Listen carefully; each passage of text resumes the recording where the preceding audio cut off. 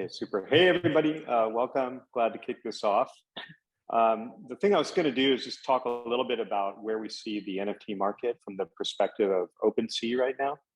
And let me first start by saying that this is a very tough market to predict or even follow. It really only started in August of last year when it spiked. And so we don't have any concepts traditionally like seasonality. It's a very lumpy market. Things go high and low, and they're driven by a head of collections, and particularly new drops that have a lot of value. So a lot of these trends, while I might talk about them as trends, it's probably too naive to assume that they are long-lasting trends. We tend to look at the data every day, and anyone who's been in this space for a while knows that it's still forming. But let me give you some of those perspectives, and I'll just summarize what we're seeing and where things might be going. So first, not surprisingly, once we had both the economic turns and the Terra Luna issues, volume's generally been down, especially when looking at USD, which is obviously affected by the Ethereum price. It's not as significantly down when we look at Ethereum. And we'll have to see how some of the big drops play out, because one of the important things as a market is look at each big drop and see if it's hitting new highs or lows. That's actually more of a litmus test than looking at just average trends, given how concentrated liquidity can be around those big collections. So if you look at some of these big spikes on this graph right now, that goes back to the Moonbirds drop when it actually happened, which was record setting and a very big one. And so one of the things we'll be looking at as larger projects drop their NFTs, what actually happens with those spikes. But generally, we can obviously assume that there is definitely a pullback in liquidity and sales, and the market has come down. When you look at transactions, however, it has been interesting to see that we have not seen a tremendous dip in transactions. Now, there's obviously a lot of detail behind that that's important to grok, but at the highest level, we see like a high volume, basically steady user population, and we're seeing like a lot of transactions happen, which is a little bit surprising. I thought we would have seen a pullback just on the transaction volume. But of course, with this is a different story, which is that what we are seeing is that, of course, the price per transaction is significantly down when you look at it from an ETH perspective. And this isn't just about people necessarily flooding the market with lower cost things. It does seem that overall, we're seeing blue chips preserve more of their value. And then you look at a longer tail, it's kind of basically stayed at where it was, which was fairly low and flat.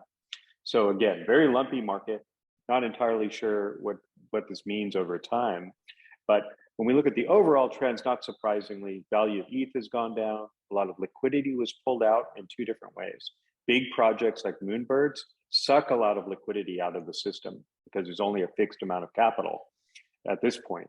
And as a result, also with all the sensitivities, people are reserved on the types of large purchases they make, which is not that unexpected. When you look at this overall market, it's kind of fascinating because it looks almost like a luxury goods market on one side. And then on the other side of it, it looks like a gaming market where basically the utility of the value is not there. And I'll get into that in a little bit more.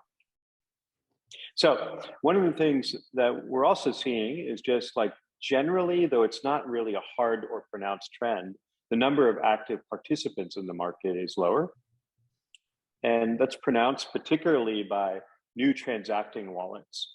So, and this is something we're still figuring out. I know a lot of you are data scientists in the room.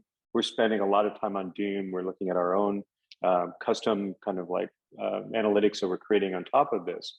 But at the end of the day, we're trying to figure out, when is a wallet actually new? What's bringing them into the system? And do they become repeat purchases or not? And that's really one of the biggest challenges in this space, because we don't have like a concept of user identity. And often people are using new wallets just because that's a secure and safe thing to do. So one of the things we're trying to look at is like really get a pulse of this. We actually launched a challenge out there, a Dune kind of analytics bounty to how people start to analyze this and give us insights. But what we're seeing overall is kind of like a dip in the number of wallets. When we break this down a little bit, one thing that's been steady in the NFT ecosystem, and most people don't pay attention to as much as the big PFP projects, is that over time, gaming has always brought in the most new wallets into NFTs. You can think about Townstar, you can think about Sandbox, a few different things like that. Obviously, we know about the Axie Infinity ecosystem, et cetera. And that's still held true. People tend to come in. One of the issues with gaming right now, I think, has to do with the utility value of these NFTs and these games. Not all of them are particularly sophisticated. So what we end up seeing is that actually, while gaming might bring people into the system, people who buy a gaming NFT they tend to be one and done type buyers. They jump in, they may not buy more, et cetera. And what this graph is showing you is effectively the types of collections, the ones further on the right going to the extreme, like Bored Ape Yacht Club. People that we see that as their first transaction tend to buy several more NFTs. One of the hypotheses we have, but we still have to figure this out, is that one of the key things that's actually got product market fit in the NFT ecosystem is that when you find a community you'd like to be a part of, whether it's a form of self-expression, maybe bragging rights, maybe just events and activities, and if that is your first NFT, that becomes a gateway to basically embracing the NFT world. Whereas things that might be in isolation or solo activities, as gaming often is, don't appear to be as sticky and perhaps not as differentiated as what you can get in Web 2. So overall, one of the challenges for the space right now, particularly as we get to a harder economic climate, is can we grow the pie of these interesting communities and help people discover them?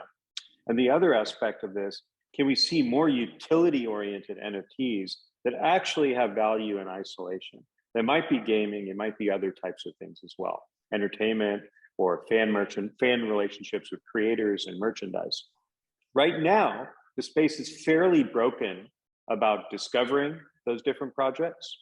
So there really aren't great recs anywhere in the space. It's all word of mouth and often speculation fueled.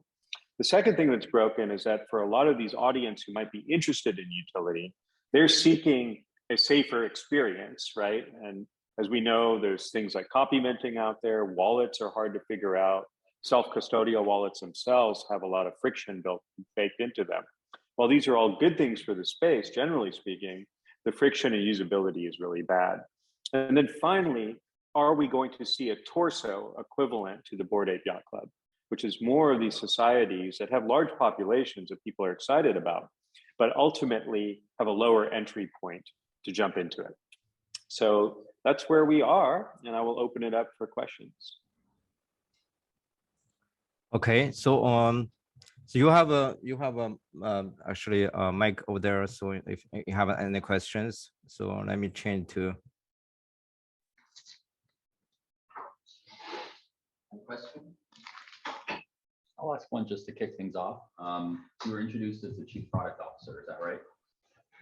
CPO. So I was curious, because I appreciate all of the data analytics and so forth, which is great. And I also appreciated that you made points like people may be just doing one transaction for desire to not dox themselves and to remain anonymous. And my question is a little different though, that I was wondering, are there plans? One of the things that I've seen kind of expressed is this tension between a community like BAYC or some of the others that are off of OpenSea versus the experience people have kind of on OpenSea. Where do you expect the OpenSea product to go? Do you expect it to, continue to have this very consistent interface across all of the systems, or do you expect to at some point create something that's more customized to a given PFP or NFT collection to make it a more integrated experience? Great question. So let me start by saying, and could everyone hear that okay? It was a little bit, okay, cool. All right, so yeah.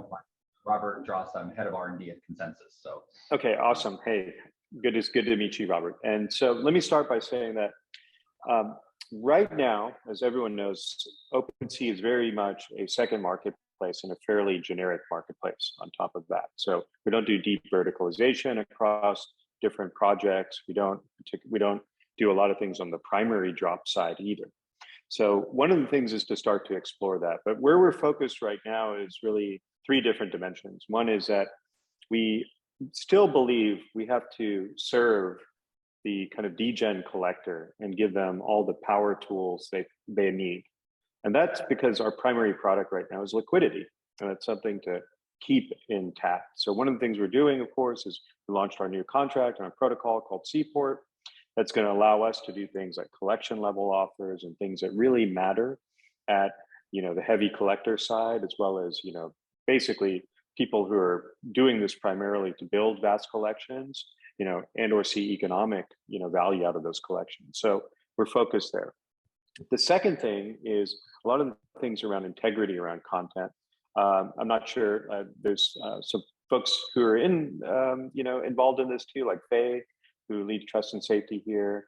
Andre with Duplicat, I think he was out there somewhere, and a few others. But one of the key things is that we need to also protect effectively the value of NFTs and make sure that, duplicates aren't coming out there, spoofing, et cetera, is less of a vector than it has been historically. So rolling that out comprehensively is also very important to us. But there's a third aspect, which is, okay, now let's go a little bit deeper into merchandising this stuff. And that's where, to answer your question directly, we're going to start to explore things, but we don't have anything like fixed in our roadmap. So as an example, if you're thinking about a gaming drop and you see a gaming NFT, wouldn't it be cool to see the gameplay around that NFT? Makes sense. If you go to something that's more of a PFP, the roadmap becomes front and center. And if you look at various other things that are out there, there's a whole spectrum of benefits that might matter. So for example, in generative art, responsive resolution is really cool, being able to get a really full-size, high-res version of your NFT, so you can actually create a physical printout. Those might be interesting. But one of the things we're looking at is like, how much of that should we do and bake in with slight verticalization, or whether it's really deep and a true marketplace should develop that's completely vertical. One of the things we hope to see is that in cases where things get very deep and vertical, people might use Seaport, our new protocol, to build those experiences. And we benefit from people using Seaport, but we'll learn a lot about what works as well. And then on our side, we do believe some shallow verticalization will be necessary, because one size fits all is usually not a recipe for success. Thank you. There is a question from Tish. Sure. Hi, Shiva. Thanks for sharing all the insights about how the market is changing, the fact that there are no trends and everything is evolving. So I think you partially answered my question already. So my question is around gaming NFTs. You mentioned that gaming is, and we've talked about this before, is gaming is this great category which pulls people in. And then you mentioned like how other communities are like driving more engagement and like more transactions. What do you think as of today is what gaming NFTs are missing, or what's next for them, right? Because clearly there's appetite. What do you would say the gap there is for it to be more transactional or engagement, or this is how it's supposed to be? No, I think it's a good question. I mean, and I don't want to dismiss all the gaming NFT projects, but one thing I often don't see with them is, one, let's just start with, it's a game. So you need quality gameplay, right? Like at some level. And so let's give them a little credit, because a lot of these projects are early and the games are still being developed. So you have teaser games, et cetera, that type of stuff that's interesting. The second piece that I do think is important is that even though you might be gaming front and center, could you still create in real life communities around that, like the PFPs are doing? In other words, borrow some of those mechanics. People aren't just playing the game, they're trying to meet like-minded people, they want to chat with them. Of course, there are Discord groups around all of these things, but is there more stuff you could do? That could be interesting. The third thing is, I personally think composability is one of the more interesting things for gaming in Web3 versus 2. And what I mean for that is that if I create a cool set of characters as a starting point, building a game around them, it'd be very interesting for someone to see the ones that are starting to take off. And why don't I build an experience that those same characters can come join? I don't need to talk. There's no BD effort required to do this, right? You can just start to collab. And I do think that one opportunity for gaming in Web3 versus Web2 is that you can create really interesting universes, right? And people don't have to do deals in order to do that. if you see a project that's taking off and you can build an experience that's interesting for them, that might be virtual real estate, it might be social activities for them, it might be merchandise for them, it might be a variety of different things. But I think the gaming community can make each other stronger by taking things that are about to break through, offering more value around them and helping them break through. That could be really interesting. And the result of that is you have many more developers working on the same roadmap and hopefully all getting benefit out of it. So that's one interesting mechanism in this world that I haven't seen come to life yet. Thanks for sharing that. Sure. There's a question from Aiden. Yeah, thanks, Alex. Yeah, Shiva, appreciated that description too. It was cool too, that last bit, some shades maybe to Treasure DAO and what they're trying to do on Arbitrum and L2. Segue into my question. Love to hear how you guys are thinking about L1 versus L2s. I know that L1 is the premium right now, and you never want to have your social flex NFT be bought at the equivalent of a dollar store, as well as the security that you're missing out on. But it really seems like when we look over the longer term, things are going to shift to the L2s for the most part. Yeah, how are you guys thinking about that at OpenSea? Yeah, I think we're definitely bullish on the L2s. I think right now it's just a question of focus, and particularly in the market, like making sure that we understand where the blue chips are and serve them really well, right? The buying patterns around them. But we look out there, we look at things like Avalanche, right? We're all kind of geeks about it and excited about it. Obviously, we just recently went on to Solana. It's a bumpy start, but we're starting to get some traction and learn from it and build a playbook for multi-chain. So when we put those things together, what I'd say is that what we're sort of looking for, and I don't know if there's always a clear answer, is that when you have an L2 that is established, what utility or mechanics does it allow for that couldn't happen in the L1?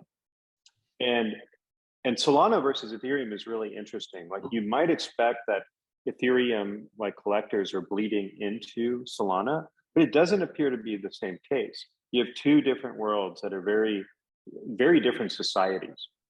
And what's funny about that, though, is that if you look at Solana, you'll see a lot of like very similar collections as what you'll find in Ethereum. It's just, and two of them have broken through recently as well. But it's not that they're doing very different things that are popular, right? They're still PFP collections. So I think one of the questions is like, are there L2 properties that emerge that create particularly interesting use cases, maybe heavy transaction loads, for example? And I think what we'd like to see is potentially something where a class of gaming or transactional experiences takes off in an L2, such that it's a different catalog than what you would get with an L1, if that makes sense. And that would really create more of an impetus to go and adopt these things. But to be very clear, we're very excited about multi-chains and going broader as we can. But it's just a question of prioritization right now and making sure that we, clean up our house in the areas that are, currently could use some love. Thank you. So next, Rong Yan. So can you state who you are?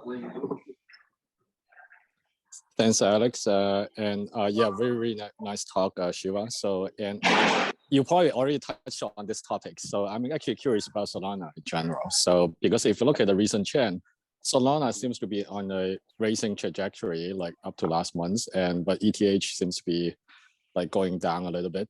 So feels like people, just my feeling that people are having some momentum on Solana right now. And like there are also some pretty nice blue chips projects there, like OK Bear and Goblin Towns and things like that. So I'm just curious, what's your thinkings around like ETH versus Solana in general for OpenSea? Yeah, so we're excited about Solana, and you mentioned OK Bears, which basically broke out as like one of the top blue chip collections on long sides of its sisters and brothers name, and so that's a good sign that people are adopting the chain. And I think one of the key things for us is just seeing more of that. There have been issues with Solana, however, around stability that have been quite rocky over the past 3 months, and so that's the thing we're kind of really keeping an eye on, which, sometimes can prevent either buyers from coming in, right? Or from people wanting to create projects right there. There's another thing also, which is a lot of the bigger brands are interested in Solana because of the eco-friendly properties of it. And a lot of that just has to do with the roadmap of Ethereum and the upgrade that's coming. But if you put those things together, you're seeing a unique society there. That society doesn't overlap. So it's not really cannibalistic with Ethereum. It's bringing a distinct set of users. And then you add that in with some really awesome drops that have happened. I think it's just something to keep an eye on, but it's definitely here to stay and we're committed to it. Thank you for the answer. Giving in the room or any question for Shiva? Yeah, Max. Yeah, can you see who you are? I'm Max. I'm the founder of Soul Sniper. Hey. Kind of on Solana stuff. I was wondering, like, you showed a lot of analytics around Ethereum, and I was wondering if, like, you had any insights from what you guys have learned from Solana, and also, like, whether or not those same trends apply. So, like, for example, you showed gaming versus PFP projects. I was wondering if you've noticed the same thing happening on Solana, or if it's actually different in any way. Yeah, it's interesting. It is different in the sense that I think what we're seeing is a rise of these blue chip PFP collections in Solana right now, whereas there's been a stable portfolio of that in Ethereum. But there are very similar trends. I think one of the key things is like Solana also, similar to Ethereum, doesn't quite have like that broad and deep portfolio of games that have utility right now or staying power. So now they're early, so we have to see what happens. And so don't take this as like, it's just too early to give up on any of this, right? Like it's just months we're talking about. So looking into the future, I think we should look at it. Overall, the pattern seems somewhat similar, but happy to connect with you later. And it's probably, don't have enough time right now to go through all the details, but we're going to keep an eye on it and maybe we can riff separately and share insights. I'm sure you've got some too. Well, maybe last question. Okay. Yeah. Hi, this is Rajaraman on Web2, but being an NFT collector for a while. Yeah. So I'm curious on what your opinion on the art project. We have seen like a few contemporary artists try to do the drop, but now they're doing quite well, and the community are still focused on the utility part and more like on the PFP. Yeah, sorry. Yeah, I think I couldn't quite hear the name of the project you mentioned though. Oh, no, I was just mentioning a few contemporary artists are doing their job, right? I think Murakami and a few like jazz. Yeah. I think like we're excited. Like there's a pretty long tail of this stuff happening right now, and we haven't fully spent like I think enough time analyzing this world and seeing what's sustainable, et cetera, and all that stuff. One thing that's happening in the artist world though is that I think one of the things we all need to do a better job here on discovery is just, if you look at the traditional art world, a lot of it is defined by curators and galleries and things like that. And how do they embrace these artists, elevate them, et cetera, and elevate this art?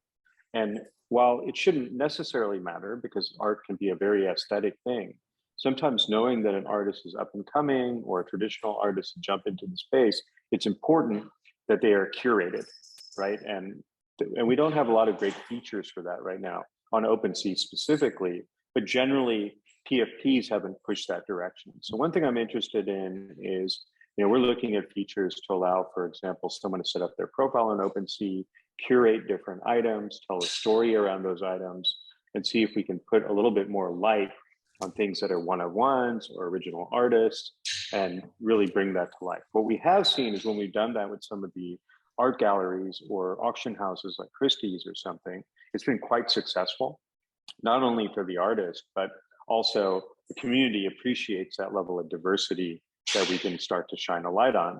But we don't really have the features for it now. So that's where I'm focused more is, can we create more, curator-oriented features? What we do see, despite discovery, is that people, despite the failings of Web3 discovery, people do discover these things and they do collect them, but it's hard to understand what to choose, where to go.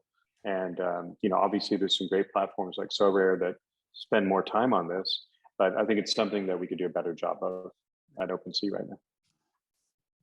Does that answer your question? I think that's it. I think we're just not doing justice to the vertical yet.